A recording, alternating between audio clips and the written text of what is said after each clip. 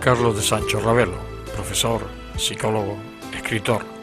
Mi personaje de hoy, nacido en un año del siglo pasado en el barrio de Vegueta, amigo de la infancia, es alguien salido de un libro de cuentos imaginario, en el que siempre hemos querido estar y ser el protagonista principal.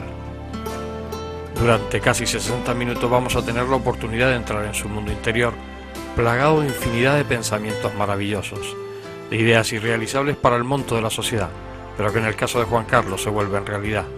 Lo que sí les aseguro, y si hay necesidad de promesa se lo prometo, es que no vamos a tener ningún momento de aburrimiento, y que a los pocos segundos de iniciar la conversación nos va a envolver dulcemente con su voz y nos transportará al infinito de su larga y espectacular existencia. Juan Carlos, ¿cómo son tus recuerdos de niño? ¿Cómo fue tu infancia? Yo creo que mi infancia fue una infancia feliz, rodeada de gente de todo tipo, una infancia de ciudad, una infancia también de campo, porque mi madre es de Las Lagunetas.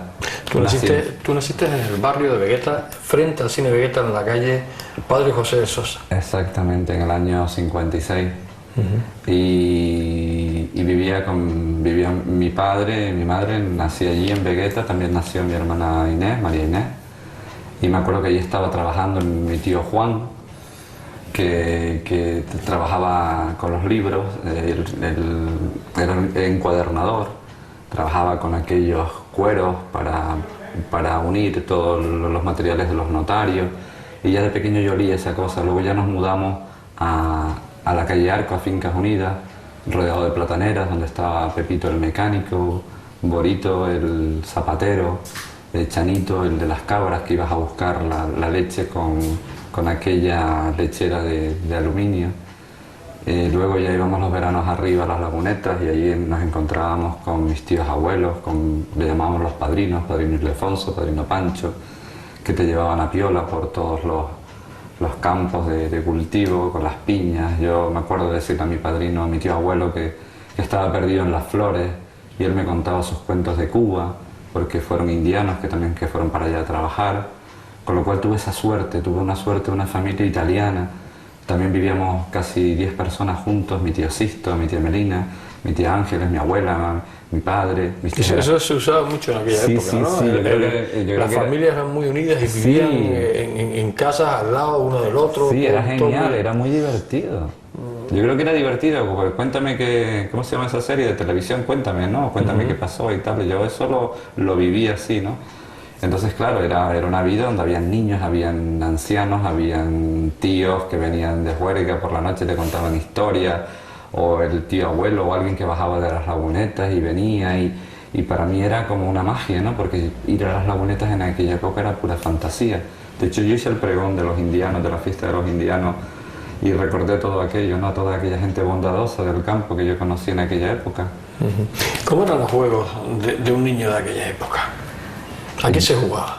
Jugábamos al trompo, jugábamos a piola, jugábamos a escondernos por las plataneras, que allí... ¿A las chapas también jugábamos? A las chapas, con aquellas cajas de membrillo que las rellenabas y luego coleccionabas las estampitas y las pegabas. Las pegabas en las chapas. Aquello era fantástico, aquello era reciclar el material. Pero siempre en la calle. En la calle. Y siempre con los amigos. Y con en una calle de tierra, no una calle... Yo recuerdo todavía, José Luis, el momento que llegaron las máquinas chinas a poner el alquitrán, y todavía huelo ese pequeño desespero que tuvimos unos cuantos al ver que nos tapaban los watts, ¿no? Todo ese mundo que estaba dibujado en la tierra, ¿no? Para jugar al boliche. De pronto vimos que ya no podíamos hacer aquellas casetas de cartón que buscábamos en los restos que quedaban por las plataneras, y hacíamos nuestras casetas. Tú sabes que ese mundo pequeño de los niños, al principio, bueno, esas son tus primeras propiedades ficticias. Yo tuve esa suerte de vivir un poco en una película de Amarcord, de Fellini. Lo echo de menos ahora que soy profesor y veo que mis alumnos no salen apenas a la calle, o los días de Reyes, que tú sabes que sacábamos todos los juguetes para compartir con los chiquillos, porque era una manera de divertirnos entre todos, ¿no? Porque aunque también a veces nos echaban bicicletas recicladas, mi padre le cambiaba los... No se pintaban. Sí, te cambiaban a lo mejor los banderines y el timbre lo pintaba, y la bicicleta era otra vez una nueva bicicleta, incluso los zapatos, cuando Borito los cortaba. Y esas imágenes, te lo juro que las tengo en mente, y me recuerdo una vez que Saramago comentaba que el escritor en realidad no inventa, sino recupera su infancia. Según la tengas así, luego te inventas mundos de ficción o mundos de novela negra. No significa que los que escriben novela negra hayan tenido una infancia horrorosa, pero no sé, algo tiene que ver, ¿no? Algo tiene que ver. La infancia es un momento muy especial. ¿Las navidades cómo las recuerdas? Las navidades a mi padre le gustaba mucho crear ese ambiente, y a mi madre y a mis tías, y de una forma sencilla, y recibir aquellas postales o aquellas fotos de mis primas de Venezuela, de las que yo estaba medio enamorado, ¿no? De las dos, porque cada cual más guapa, ¿no? Y entonces, claro, oíamos aquella canción, yo tengo una novia en América. Entonces yo jugaba con esa fantasía, era una mezcla cuando se hacían los belenes, que llegaba hasta musgo a casa, que yo decía, ¿pero dónde viene eso? Hasta corría la agüita, y yo decía, pero bueno, ¿dónde metían ese motor? En aquella época eso era fantástico, tú llegabas a la altura del Belén y vivías esa fantasía. Yo creo que eso fue importante. Incluyendo las truchas de Navidad, ¿no? Las truchas de mi tía Chona, porque cada familia, las visitas, yo recuerdo ir de visita.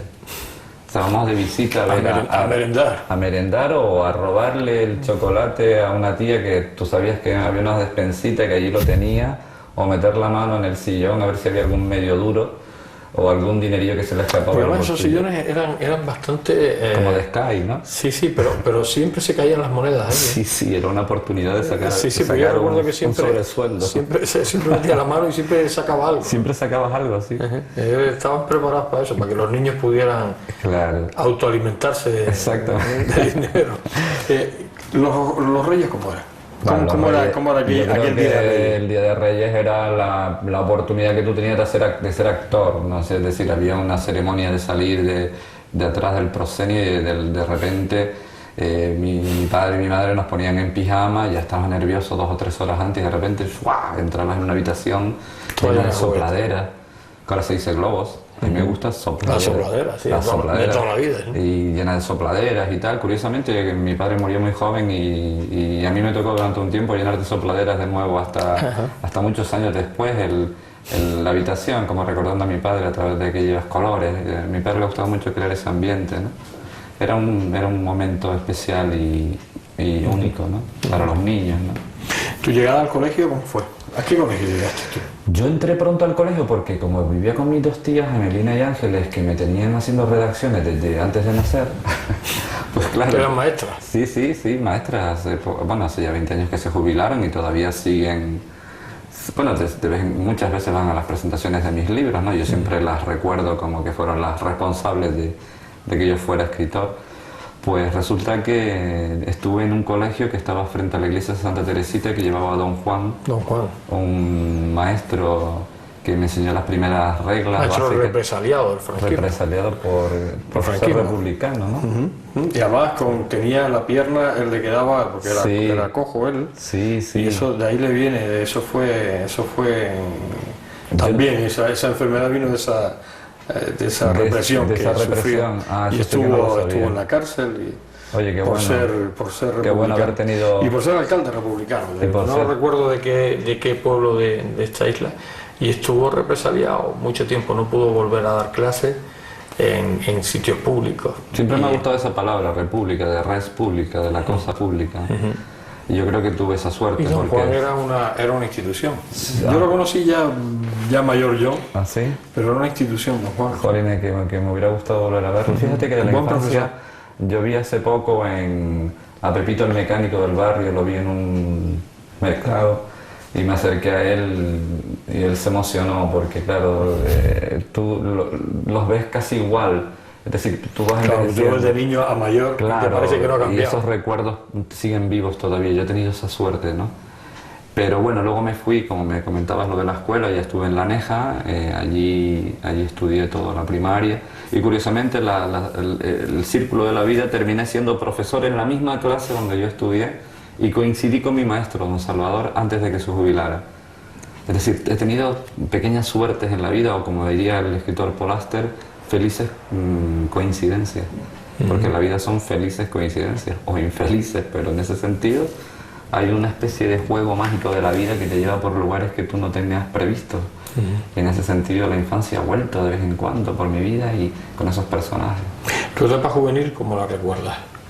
Bueno, estás en tu etapa juvenil en la JASE, Sí. la Juventud de Acción Católica Española. Que a algunos le puede sonar fuerte, Sí. pero en aquella época que yo también pertenecía a esa JASE, Claro. era un poco la manera que teníamos de buscar algún tipo de independencia, ¿no? Dentro de lo que se vivía aquí. Había en aquella época una selección de algunos personajes de los institutos a través del cura que controlaba la situación. Claro, era un auténtico movimiento de captación.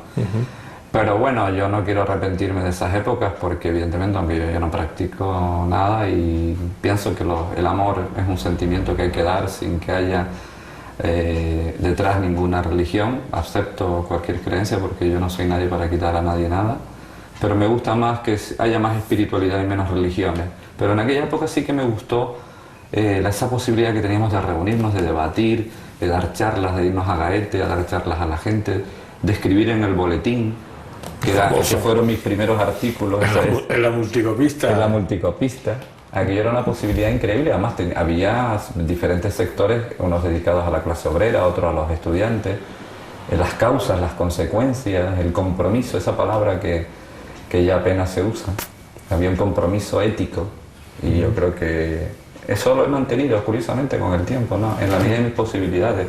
O sea, no solamente ser escritor, que busca de alguna manera tener un espacio, sino también si me dan una posibilidad de decir algo en público a favor de los que no pueden defenderse, pues lo sigo utilizando, ¿no? Pero ya no de una forma de sermón, sino hablando desde mi experiencia como ser humano. Ese es un compromiso que me hace feliz, porque no tiene tiene una recompensa de felicidad y ver que otras personas se sienten representadas, ¿no? Saramago hablaba de la autoridad moral, pero no porque tú seas una autoridad para nadie, sino que tienes la independencia a lo mejor de la clase política o del periodista, que hoy en día se dirigen a veces hacia el mismo punto. Entonces la escritura, la literatura tiene ese lugar independiente que te permite decir cosas de otra manera. Y esa juventud, como tú me dices, fue el inicio de ese compromiso que me gusta tener todavía.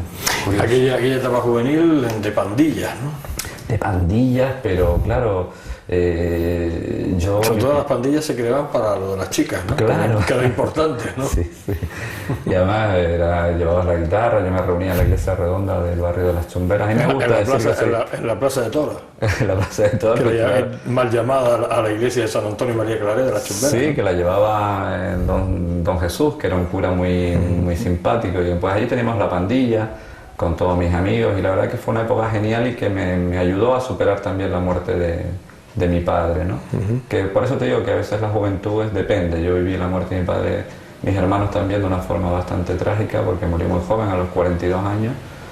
Pero curiosamente ahora, cuando yo estoy con mis alumnos, porque soy profesor de educación especial de niños con problemas, con carencias, yo tengo ahora esa experiencia y a veces se las cuento, que se llama la experiencia del terapeuta herido, contarles tú también tu herida. Entonces los niños de alguna manera reconocen la suya. Es decir, que todo en la vida tiene sus más y sus menos, pero hay que aprovecharla también, aunque te venga de esa manera un poco trágica. Las diversiones de aquella juventud. Las reuniones en las azoteas con... Qué mundo, ¿no? Qué mundo más divertido, ¿no? Con el picar. Y los discos que cada uno se traía de su casa, y también irnos a bailar... La luz roja al centro. Exactamente, o irnos a bailar al Julio Navarro, que con 5 duros te salía un disco que subía, y bueno, y allí tenías tus tenderetes, ¿no? A mí me encantaba, y sobre todo porque muchos amigos de aquella época, aunque no los volví a ver nunca más, como Gerardo, por ejemplo, que fue un jugador del Barcelona, ahí están todavía, ¿no? O sea que todavía tienes ahí por ahí...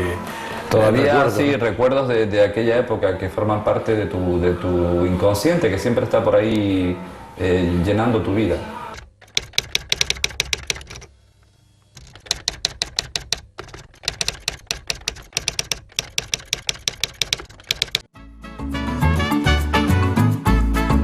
El ahorrador de electricidad Estaminal es el único aparato en el mercado que reduce el consumo de electricidad tras haberse instalado en miles de hogares en Canarias.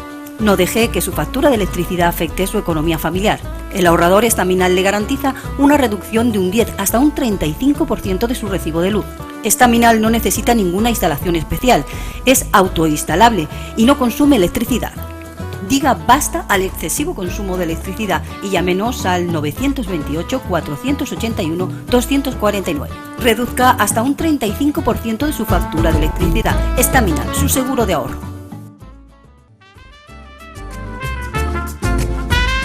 Ahorrador de electricidad Estaminal. Tras muchos años de implantación en Canarias, les ofrecemos la posibilidad de ahorrar de un 10 hasta un 35% del consumo de su factura de electricidad. Tenemos un ahorrador que se adapta a sus necesidades, sea cual sea su tipo de negocio o industria. Muchos ahorradores puede encontrar en el mercado, pero solo Estaminal ha demostrado su eficacia. No deje que los gastos abusivos de electricidad afecten su economía de negocio. Pídanos presupuestos sin compromiso al 928-481-249. Ahorrador de energía Estaminal, la solución a sus problemas de exceso de consumo. Ahorre de un 10 hasta un 35% de su factura de electricidad.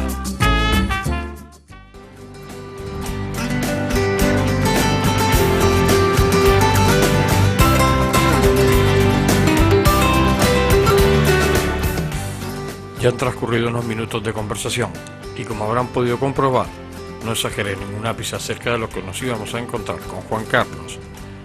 Reconozco que a veces mis preguntas son solo un transporte eficaz para llevarnos en ese viaje relajante por los interiores de su conversación. El tiempo se para cuando habla. Parece que no transcurren segundos, minutos, horas.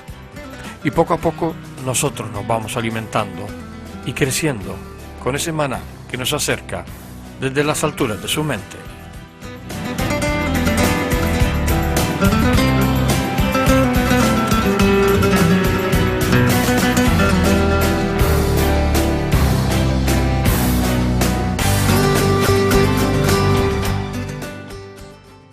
Juan Carlos, en esa etapa juvenil hablábamos de aquellas reuniones, hablábamos de tu historia, incluso de esa muerte repentina de tu padre. En tema de estudios, haces magisterio, bachiller y después magisterio.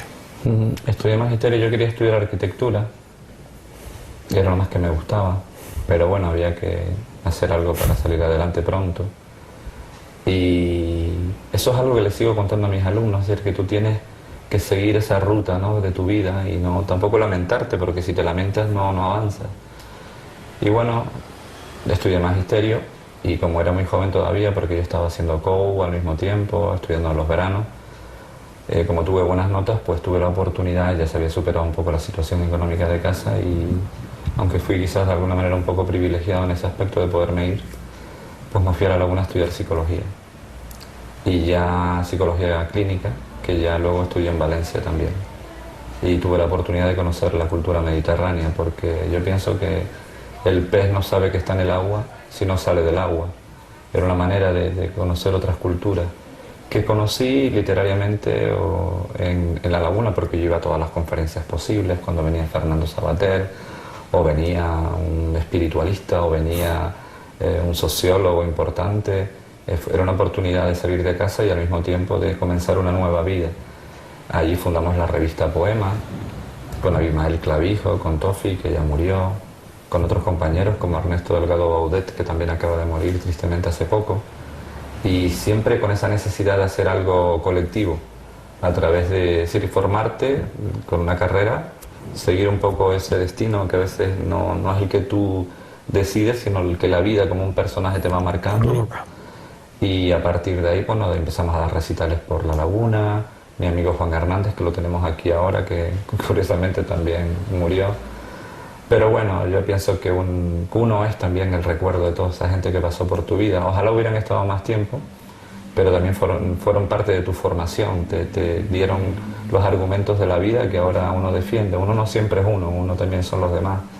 Y en ese sentido, pues yo agradezco la buena o mala suerte que he tenido, ¿no? Pero la sigo teniendo porque yo creo que también es una actitud de apertura que sigue viva y que empezó también en La Laguna, luego ya siguió en Valencia porque yo daba recitales en los bares por la noche de poesía en el barrio del Carmen de Valencia, allí conocí a gente. Ya luego ya me vine para Las Palmas, luego me volví a vivir a Madrid, allí estuve trabajando de guionista y de reportero en la agencia Press, en el grupo Press de Madrid, también como dibujante, haciendo tiras cómicas. Y bueno, y de toda esa amalgama, pues hizo una mezcla y esto es lo que va quedando. Lo que va quedando por lo pronto. Claro, por lo pronto. Todas esas experiencias, todas esas vivencias, con esa intensidad que tú siempre le has dado a tu vida, porque aparte tus ideas siempre las has seguido llevando. O sea, desde que yo te conozco, muy jovencito, siempre has tenido tus ideas. Y hoy, o sea que tienes un poquito de años más, que casi no se te notan, sigue siendo el mismo, exactamente el mismo. Sí, pues si tú lo dices. Hombre, yo cada vez hago más caso a la percepción que tienen los demás, ¿no? Durante mucho tiempo tardas en darte cuenta de quién eres porque no sé si era Aristóteles o Platón, hablaba, seguro que algún especialista que nos esté oyendo, que eso es lo que temo, diga, oye, pues no fue Platón ni Aristóteles, fue Cicerón. Bueno, decía algo así como que a uno le instalan un pensamiento ajeno a ti, a tu propio ser natural con el que naces. Tú naces con un impulso espontáneo, sano, y de pronto empiezan a prohibirte, a ponerte censura. No digas esto, no te expreses tan alto, no muevas las manos, no lo digas así, dilo así. Y claro, tú obedeces para que te quieran, para que te acepten. Pero con el tiempo descubres que, bueno, como el escultor Miguel Ángel, le daban el mármol y él decía que allí estaba el David, pero su trabajo era quitar mármol hasta que encontraras la verdadera imagen que estabas buscando. Entonces yo creo que he ido quitando mármol y creo que ya me encuentro mejor, porque también sufre uno cuando uno es muy expresivo o intentas crear otro estado de ánimo, de ideología en la gente. No se pasa bien cuando eres demasiado espontáneo, pero bueno, yo lo prefiero, me divierto más que estar manteniendo la forma para quedar mejor. Mi vida ha sido lenta en algunas cosas y rápida en otras, y en la literatura lenta, no tengo prisa. Hoy hay un exceso afán por tener éxito, por estar en la cumbre, y la gente vende su alma al diablo por un plato de lentejas. Yo prefiero que el plato de lentejas llegue, y si no llega, pues yo qué sé, te pediré trabajo en tu televisión. televisión. Tu vida como escritor, tú desde muy pequeño empiezas a escribir, porque tú escribes en El Eco de Canarias. Sí. Haces tus primeras colaboraciones, ¿no? Sí, aquello fue increíble, porque yo ahora me pongo a pensar en aquel niño y me estremezco, ¿no? Porque claro, es una persona que ya no está. Yo había visto unos reportajes en televisión de la guerra del Vietnam, de aquellos niños quemados, y me dio tanta rabia que mi padre, que era oficial de notaría y tenía una máquina de escribir en mi casa, yo la abrí y escribí un artículo para El Eco de Canarias que se llamaba Los niños de la cabaña, creo recordar, en el año 71, yo tenía 13 años. Y lo mandé para allá y mi padre, asombrado porque lo leyó, mi padre leía el periódico, fue uno de los responsables también de que yo fuera escritor, lo recortó enseguida, me llamó a casa, ¿esto qué es? Y a mí me da mucha vergüenza porque yo lo había hecho simplemente por expresar una indignación. Y claro, mi padre lo recortó y entonces a Pepito, el de la tienda, el del bar Avenida, a toda la gente, mi hijo el escritor, mi hijo el escritor. Y claro, con el tiempo me he dado cuenta que yo tuve esa suerte que otros niños no han tenido, de que tu padre crea en ti. Que confía en ti, que te eche una mano, ¿no? Que no diga, no, tú arquitecto, tú ingeniero, como tu abuelo, tú, no. Él dijo, ese es tu camino, síguelo. Yo lo he entendido ahora, ¿no? Él confió. Por eso creo que los padres no deberían abusar de sus hijos y convertirlos en lo que no son. Si tu hijo quiere ser actor de cine, déjalo que sea actor de cine. El propio Cervantes lo decía, qué buenos son los entretenedores para la república de la vida. Que los que entretienen, eso es un trabajo muy importante y muy serio. O sea que yo creo que tuve esa suerte y nació de ahí, de ese apoyo, ¿no? Tu carrera como escritor, eso suena rimbombante, pero... Mi carrera sí, es una carrera de obstáculos. Por eso te iba a decir, porque ser escritor en este país es complicado. Y sobre todo en Canarias, porque yo creo que esto es una tierra, como comentaba Francisco González Díaz en 1911, esto es una tierra fenicia. Esto es una tierra comercial. En Galicia, en Cataluña, en Valencia, donde yo viví, los escritores, el día de Rosalía de Castro, hay hasta corbatas con Rosalía de Castro, se hacen fiestas por Rosalía de Castro. El día de Benito Pérez Galdós, que nació aquí, sí, se hacen una serie de congresos, pero yo toda la calle Cano lo convertiría en tiendas de los libros de Benito, haríamos una fiesta en la calle delante de la estatua, en aquel parque fantástico, en homenaje a Benito. Es decir, habría que tener ese orgullo que aquí no se tiene, es como si no hayamos roto ese ancestro comercial fenicio que todavía tenemos. Entonces, toda la vida he intentado salir en los periódicos, la gente dice, es que sales mucho. Y yo, sí, es que yo quiero poner de moda, como diría Fernando Savater, yo me uso a mí mismo para poner de moda algo. Entonces, yo lo que he querido un poco es poner de moda la literatura con la revista Puente Palo, que la organizamos Rafael de Lisao, Tony Dumpierres, Yolanda de Sancho, Javier Sancho, mis hermanos, que también me ayudaron, Juan Tramún, María Jesús Alvarado. En 1980 íbamos a montar una revista de literatura que solo se habla de vela latina y de fútbol. Rafael Elisao, que también fue de las ASE, ¿no? Sí, sí. Y además tenía el hermano Sergio, ¿no? Sergio Elisao y sí, Rafael Elisao. Sí, increíble, sí. Pues desde aquella época ya estábamos organizando algo para ir creando... Rafael era el mayor, Sergio era el pequeño, ¿no? Sergio era menor que él. Era el pequeño, Rafael el pequeño y Sergio el mayor, ¿no? No, Sergio era el segundo. De Segundo, todas maneras... Rafael mayor, sí, que era... Sí. Aquí yo lo recuerdo yo, sí. Era un número, además me estaba acordando Increíble, del amigo ¿no? de Elisao. ¿Te das cuenta? Pues desde aquella época ya estábamos intentando organizar eso, luego ya creamos la editorial Puente Palo, íbamos en barcos a Tenerife a reunirnos con escritores, presentábamos, nos reuníamos en la casa de Pedro García Cabrera, veníamos para acá, íbamos a la radio, ir creando eso, y ahora, 30 años después, pues está Baile del Sol, está en Roar, está Puente Palo, que lo siguen llevando Juan y Susi, pero esa posibilidad de ir creando una base literaria aquí cuesta mucho, ¿eh? Cuesta mucho porque ni políticos ni a veces ni periodistas dan espacios a ese mundo, ¿no? Y si no se hace desde un punto de vista demasiado oficial, se editan libros pero luego no se distribuyen. Claro, ese es otro tema, ¿no? Ese es terrible que ya no... ¿Para qué publicas si al final eso no llega a ningún lado, ¿no? Claro, y publicar... Porque eso me imagino que esas publicaciones oficiales se mueren en determinados lugares almacenados. Claro, es que todo lo que se institucionaliza se va idiotizando, se idiotiza, como diría Alonso Quesada. Es una frase muy recurrente, pero que la aplico en estos casos. Pero no me gusta pensar en negativo. Yo creo que hay escuelas de letras que se están llevando muchos escritores aquí en Canarias. Se están creando, a lo mejor no escritores, pero sí una buena pandilla de lectores, que también es muy importante que hayan lectores talentosos, gente que desee buena literatura, que busque libros de literatura, en este caso en Canarias, en algún programa que he ido a donde tú trabajas, pues he hablado de eso, ¿no? Que se está expandiendo esa historia. Pues nosotros fuimos los pioneros en aquella época de crear ese estado de opinión. ¿En aquel momento fueron considerados iluminados o medio Yo creo que raro? ¿Sabes una cosa? Cuando fundamos la revista Puente Palo, a mí se me ocurrió meter 5 papahuevos en la calle Triana y montar una gran plataforma en la Plaza del Pilar en Vegueta. Y me vestí de blanco, de papel, y fui voceando por la calle como el flautista de Amelín con los papahuevos de que había nacido una revista de literatura. Me dijeron de todo. Curiosamente, hasta grupos políticos de izquierda que hablaban de la cultura canaria, pero no hacían nada por la cultura.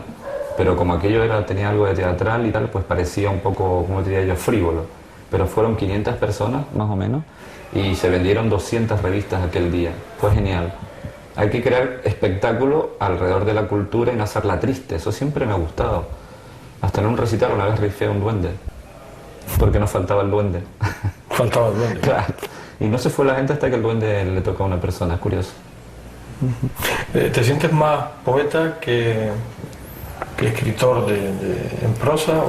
Porque tú has hecho más poesía que... No, sí, en su época sí, pero ahora no. Yo creo cambiado. Sí, no, está ahí, porque García Márquez comentaba que una buena novela tiene poesía dentro. Claro. Porque y se nota en un libro cuando hay poesía dentro, cuando tú vuelves a leerlo al cabo del tiempo. Si es demasiado prosaico o busca el éxito inmediato, son libros que entran en agujeros negros y desaparecen. Pero si hay un relato interior que le da la posibilidad al lector de leerlo más allá de lo que escribe el escritor, ese libro permanece en el tiempo. Yo lo que creo que he ganado es en filosofía y en sentido del humor. Bernard Shaw decía, y sé que digo muchas frases de otros, pero por respeto las digo. Pues mi amigo Rafael Elisao me dice, es que estás todo el día diciendo citas. Y yo, chacho, pero es normal. Es que mi pensamiento es la suma de otras cosas que he leído. Y por respeto a esas personas que se les olvidan muy rápidamente, pues Bernard Shaw decía, si quieres decir algo de verdad, dilo con humor o te rajan el cuello. Entonces, bueno, yo he utilizado un poco el humor y la filosofía para ahora entrar en otro tipo de literatura más humorística, filosófica, que es la que me gusta. Y también ilustrando yo mis propios libros. Me gusta el Renacimiento por eso, porque los artistas eran un compendio de sabiduría, no se limitaban a una especialidad, se atrevían con varias cosas, pero siempre el perfume de lo que haces, en mi caso sí es la poesía. Procuro no cerrar las cosas, sino que el lector ponga el trocito que yo olvidé o sugiero. La familia, el matrimonio, el matrimonio, yo pareja, hijos. Como sé que no es una entrevista rosa, te diré algunos datos. Yo nunca me he casado, es la única cosa rosa que te digo, pero porque creo que todo lo que se institucionaliza se idiotiza. Esto es un tema para un programa. Benito Pérez Galdós decía que el matrimonio era una cristalización pseudomórfica que no se metía en su tubo de ensayo o algo así decía él, ¿no? Dice que se casen mis personajes, no yo. Yo creo que hoy en día hay mucha soledad y la gente intenta salvar su soledad a través de la pareja o a través de los hijos. Hay que tener mucho cuidado. Yo creo que el amor es una especie de abanico que puedes tenerlo cerrado o abierto. Cerrado es mi mujer, mis hijos, mi mujer. Cierras el ámbito del amor. En cambio, si lo abres, sigues con eso, pero un palito del abanico son tus amigos, ir solo a algún sitio, ir acompañado, irte de viaje, tener también tu mundo privado para que cuando vuelvas a encontrarte con tu pareja tengan algo que hablar, que compartir, sin perder tu identidad. Entonces, cuando veo yo que un hombre mata a una mujer, tengo la impresión de que eso es un niño que nunca creció, un niño que se casó con una madre, no con una compañera de vida. Entonces hay que indagar un poco en ese tema, porque al final ves tú esos juicios que más que matrimonio son luchas de patrimonio. No es matri, es patrimonio. Es decir, son capaces de matarse por una nevera, por un piso, por un piano. ¿Dónde está el amor? Oye, se acaba una historia y se transforma en otra, pues esa persona se puede convertir en tu amiga o en tu amigo. Pero nunca pasa. No pasa porque no hay educación sentimental de esos sentimientos. Le interesa el poder también de que todo esté así. Es como la bipolaridad en política. Es decir, no se cambia el sistema electoral. Está solo PP, PSOE, PP, PSOE. Si se abre el sistema electoral a otro tipo de estadística, entrarían un tercero, un cuarto partido y sería todo mucho mejor para la democracia. No estoy hablando de poligamia, ¿eh? Que no es lo mismo. Pero sí que si vas a ver a un amigo o a una amiga, no te acusen de nada, sino que hay un nuevo sentimiento más abierto y habría menos... Es como la legalización o no de la droga. Está el tabaco legalizado, ¿por qué no se legaliza la droga blanda? Porque tampoco interesa, ¿no? Entonces la gente se sigue matando. Entonces hay que legalizar otro tipo de valores que nos den opción a no sentirnos culpables porque una historia fracasa. Puedes estar 15 años, 20 años con una persona, pero a lo largo de esa relación se afianza el sentimiento o se diluye. Y tú tienes derecho a separarte, pero sin que sea una agresión, sino es algo natural. Y eso hay que enseñarlo en las escuelas a los niños. No pasa nada si te quedas soltero, no pasa nada. Si no te casas, no pasa nada. Tú tienes que encontrar tu camino. Como si te quieres ir al Kilimanjaro a salvar una planta única en el mundo. Tienes derecho a perderte en las montañas, tú solo. Ahorrador de electricidad Staminal. Tras muchos años de implantación en Canarias, les ofrecemos la posibilidad de ahorrar de un 10 hasta un 35% del consumo de su factura de electricidad. Tenemos un ahorrador que se adapta a sus necesidades, sea cual sea su tipo de negocio o industria. Muchos ahorradores puede encontrar en el mercado, pero solo Staminal ha demostrado su eficacia. No deje que los gastos abusivos de electricidad afecten su economía de negocio. Pídanos presupuesto sin compromiso al 921-481-249. Ahorrador de energía Staminal, la solución a sus problemas de exceso de consumo. Ahorre de un 10 hasta un 35% de su factura de electricidad.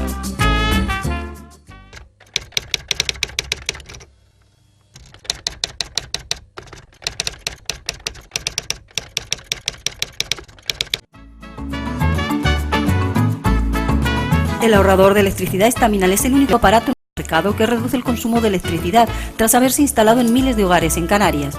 No deje que su factura de electricidad afecte su economía familiar. El ahorrador Staminal le garantiza una reducción de un 10 hasta un 35% de su recibo de luz. Estaminal no necesita ninguna instalación especial, es autoinstalable y no consume electricidad. Diga basta al excesivo consumo de electricidad y llámenos al 928-481-249. Reduzca hasta un 35% de su factura de electricidad. Estaminal, su seguro de ahorro.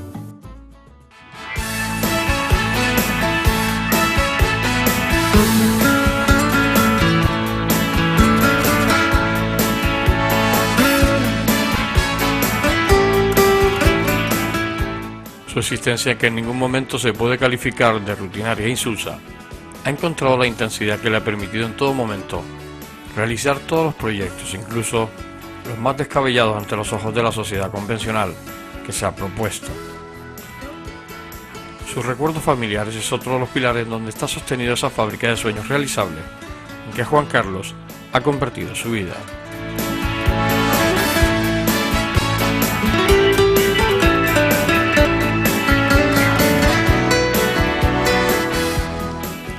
Pero vamos a seguir escuchándolo. Nos quedan muchas cosas que oír de su especial mundo.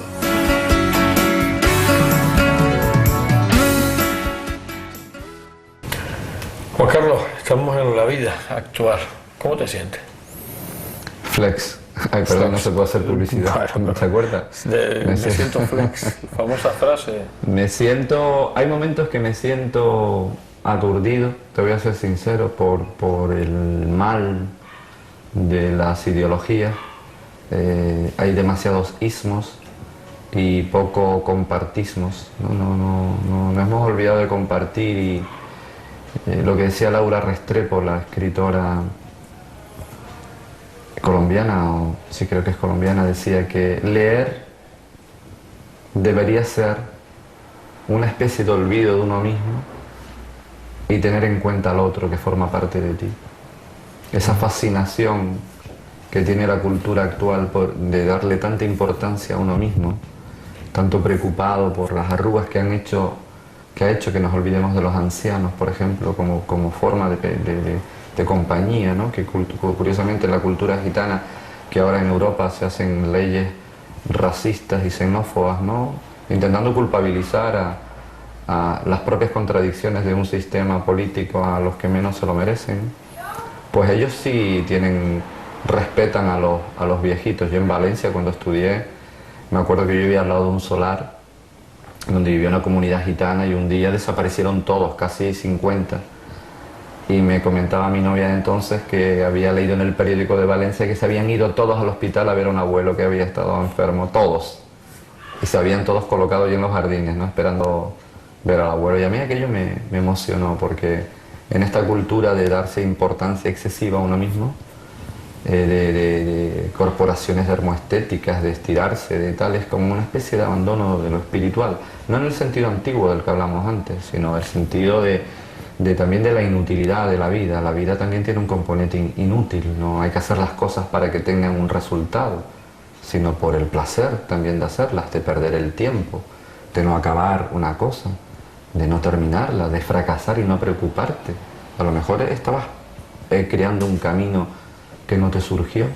Entonces, en ese sentido, sí siento aturdimiento y también porque los medios de comunicación se han convertido en lugares de miedo y de terror. Y hacer un programa como este me parece fascinante, ¿no? Y que las teles locales, como diría el gran Ernesto Sábato, y vuelvo a una cita porque son ideas no mías, de otros, decía que las únicas ideas libres que quedan hoy es en el cine que se hace con pocos medios, en esos festivales alternativos donde se hacen películas que te hablen de la realidad de una manera libre.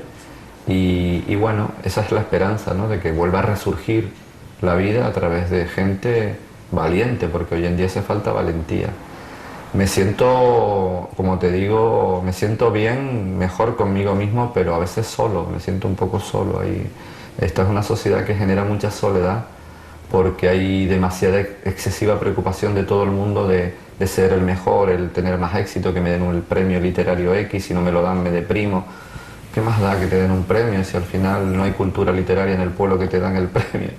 Da igual, o sea, sé escritor o sé limpiabotas, pero sé feliz en lo que haces. Todo trabajo tiene su dignidad y su importancia. ¿Te arrepientes de algo que hayas hecho o te ha quedado algo sin hacer?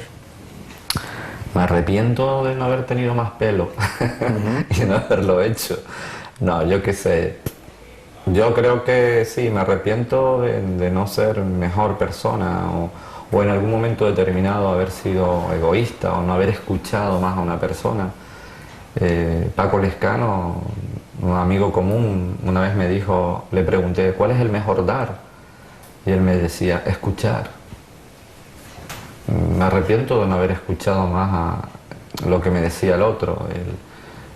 Demasiado preocupado yo en mi momento, por ejemplo, cuando llevé Puente Palo, yo no hacía más que hablar de literatura a todo el mundo, intentando poner de moda la literatura, y a lo mejor el otro decía, oye, mira, es que me duele aquí, y yo, mira, es que lee este poema, y mira, es que me duele aquí. Claro, ahora intento fijarme más en eso, no estar hablando siempre de lo que yo hago, cosa que me cuesta. Ya lo he comprobado. ¿Tienes muchos enemigos, Juan Carlos? Bueno, me imagino. Yo noto cuando una persona no quiere hablar conmigo porque estoy siempre sacando petróleo. Y hoy en ¿Le día, has podido caer mal a alguno, no? yo creo que sí, eso se nota. Yo sí creo que caigo mal. Y Pero caigo porque- bien, indiferente no, porque creo que soy muy emotivo, expreso las cosas con emoción y eso a veces asusta, ¿no? Prefieren algunas personas, uy, este viene a sacarme algo del interior, ¿no? Me gusta tener amigos de verdad, o sea, yo no puedo estar yéndome de copas y no hablar de nada. Me gusta hablar también de boberías, de lo que haga falta, de furbo, si hace falta hablar de El fútbol, que es importante. El furbo es algo básico en la conciencia humana. La conciencia humana. Pero no, enemigos, mira, es peor sentirse envidiado que ser envidioso. Me envidian. ¿Sabes qué me envidian? Es como darte excesiva importancia. Nah, ¿Amigos? sí. Me da pena no verlos con la frecuencia que quisiera, porque esta es una vida también que nos ocupa mucho el tiempo en el trabajo, pero sí sé que tengo personas en el mundo que son parte de mi corazón y es lo más que le doy valor en la vida, ¿sabes? Tú puedes tener éxito literario, que te entrevisten en una tele, y el martes te van a ver, mis alumnos, la gente, pero eso no es el éxito.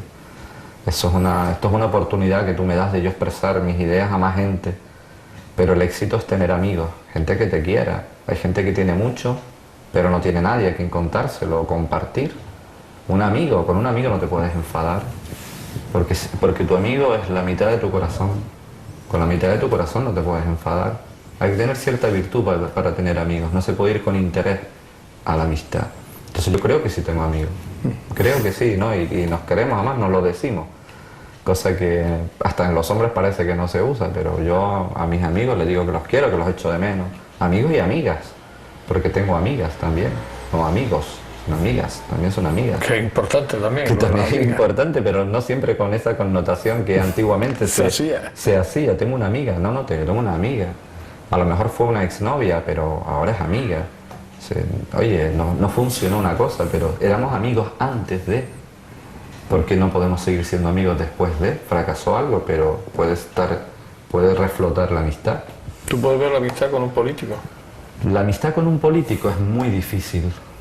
¿Qué De piensas? hecho, me ¿Qué han piensas? querido meter en grupos políticos. Yo sí que me defino de izquierdas y me han intentado meter por mi labia y por mis cosas y mis proyectos, pero no prefiero mantener mi idea. Tienes muchos escrúpulos, ¿no? Para ser político. Para ser políticos... No vale, ¿no? Porque tendrías muchos escrúpulos. No sé si son escrúpulos, creo que perdería mi independencia. Y tendrías que Que someterme a una normativa que no es la que creo que el mundo necesite. Yo no encuentro muchos políticos hoy en día valientes y capaces de rebelarse contra esa profesionalidad en la que se han convertido. Se han convertido en una clase aristocrática, viven como reyes, viven en unos cochazos, hasta el concejal más perdido de cualquier pueblito tiene su cochazo, tienen sus móviles, pueden hasta ahorrar. Yo no quiero ese mundo, me parece un mundo que ha perdido el norte. Creo que tiene que nacer otra clase de políticos, de humanistas, de idealistas, de idealistas pragmáticos, personas que tengan capacidad de crear ideas, por ejemplo, que sustituyan al capitalismo, al comunismo, al fascismo, gente que formule otra manera de vivir. No sé si el FMI o las grandes corporaciones multinacionales lo van a permitir. El FMI habrá que decir Fondo Monetario Internacional, porque de repente se imagina que es una policía estadounidense, ¿no? Claro, como ese señor ahora que iba a quemar los Coranes, puede ser un invento de los servicios de inteligencia para ir creando, es decir, que esas cosas hayan manipulado la opinión pública me parece alucinante. Hemos convertido esto en una política de casino. Juan Carlos, vamos llegando al principio del final. Al principio del final, con mucho pesar. ¿Cómo te gustaría que fueras recordado?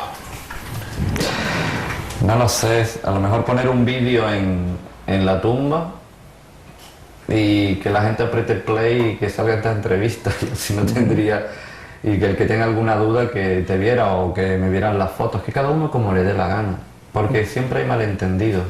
Yo creo que como una persona que intentó quitarse mármol y compartir la vida, Ricardo Lezcano con 90 y pico años me lo decía hace poco, vivir es compartir. Bueno, pues a lo mejor quise compartir con mis defectos, como te dije antes, pero alguien que intentó buscar la manera de compartir esa familia que yo viví de niño, donde todo el mundo se reunía y hasta en el campo, en las lagunetas, en medio de una gran palangana allí con las piñas y haciendo la pella de gofio. Esa historia me gustó de pequeño y eso es algo que está ahí, que se me pegó como un pulpo, ¿no? Alguien que intentó compartir lo que sabía. No sé. Una buena persona. No lo sé. Si lo he sido o lo intento. Yo creo que ser bueno no es fácil porque todos tenemos una rabia dentro, un rencor, pero el rencor es un sentimiento inútil, no tiene salida, te carcome por dentro. Pero sí es bueno ser bueno, pero es difícil porque todos tenemos a veces un afán de venganza o de no olvidar, que es el peor daño que te puedes hacer.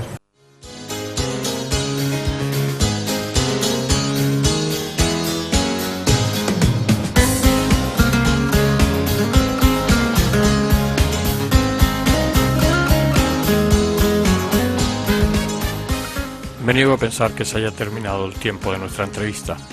Estoy seguro que se nos quedan tantas cosas que nos debe transmitir Juan Carlos, que casi me veo obligado a realizar una segunda parte.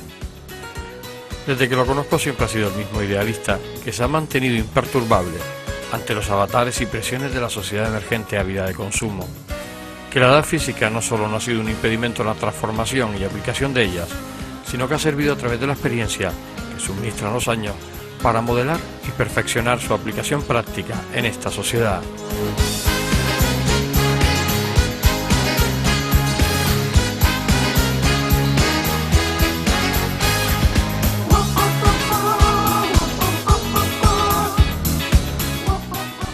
Juan Carlos de Sancho Ravelo, poeta, profesor, ciudadano del mundo, y como tú me contestabas a la pregunta de que cómo te gustaría que fueras recordado, un buen hombre, del que doy fe por permitirme gozar de tu amistad desde hace muchísimos años.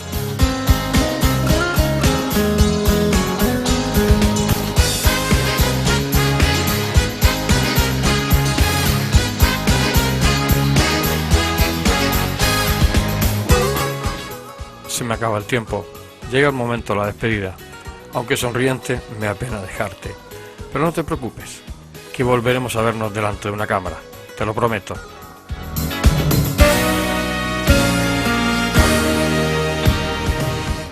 Hasta siempre, amigo.